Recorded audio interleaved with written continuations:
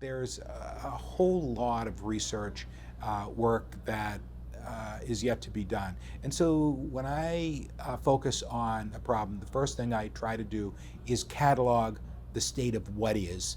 And the cataloging the state of what is from the perspective of the payer, the provider, the patient, the pharmaceutical company, the medical device company, and any of the other stakeholders in the healthcare value chain. More publication about patient experience in the healthcare system at any level, and how evidence about patient experiences is being used to improve that experience. I think some long-term outcome data to really sell it to physicians would be really important. I think really showing that it would improve diagnoses, it would improve healthcare would be very important, not only from the physician side, but as a researcher. I think it would be really fascinating to see how important and how meaningful those participatory medicine can be. I think that one of the things that's needed is looking at how patients can become more involved with the technology that is becoming more and more and more prevalent. There are certain things that a lot of people know about. They know about telehealth and telemedicine, for example, but they don't know how that enhances the patient's ability to be involved with their care and to be actively involved with their care in a way that's going to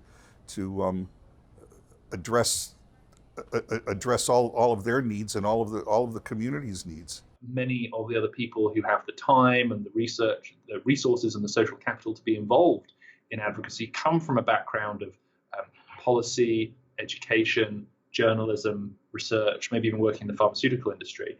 And it's great that these are the people with the skills and the engagement to have started off with. But what that could mean is that we're going to worsen and widen health inequalities if we don't find a way to engage with the silent majority of people to whom those tags and labels don't apply. So I think that's a big question.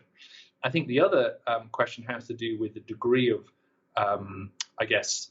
genuine giving up of power that's been going on by, funders or clinical groups or journals or what have you. If you're not giving up some power, if you're not giving up some control to the people with whom you're practicing co-production, then really what you may be practicing is tokenism. You might be saying, well, we had people around the table. Sure, but could they vote? Were they chairing the meeting? Did they set the agenda? Once the table has diminished and people are going off and actually actioning decisions, are patients and caregivers, are they actually being tasked with work to do? We need more good studies, more trials showing that, engaged patients, e-patients, if you will, those patients are getting better outcomes, they're having lower costs, higher satisfaction, and so on. And I want to also prove that it's actually better for healthcare professionals as well. Precision medicine is, I think that's where everything is going to go, right? So I think when you look at healthcare and you look at modern medicine's not very old at all, right? And I think the next evolution of modern medicine is going to be the focus on the individual. So whereas now you see modern medicine really focuses on 9 out of 10 dentists prefer, 9 out of 10 patients, this works 82% of the time. I think that's going to start to flip, and I think where you're going to see it flip is to focus more on the individual. So more on how does an individual's specific profile break down, what does their DNA look like, where are they lacking, or where are their ultimate variations. So the treatments will start to evolve to an individual level as opposed to a mass treatment level. So I think more research on the precision medicine front and on the how do you treat an individual as an individual and treat them that way as opposed to treat them as part of a mass group. We need to be able to define and measure what do we mean by participatory. Can you analyze conversations and find out how often certain questions were asked or other things? Until we have that, we don't even have that foundation from which we can try to vary different parameters.